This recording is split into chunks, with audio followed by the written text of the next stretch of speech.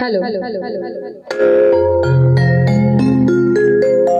हम आप सबके बीच एक भक्ति गाना पेश करने जा रहे हैं जी।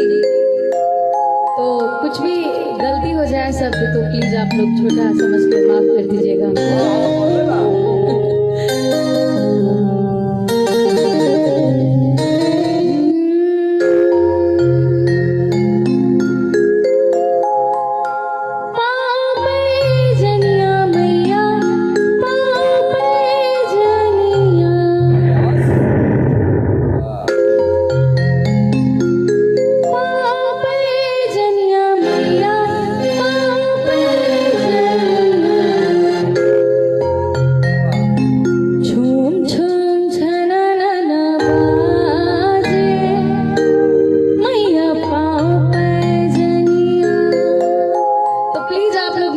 तालियों में झूमते रहे और झुमाते रहे सभी को।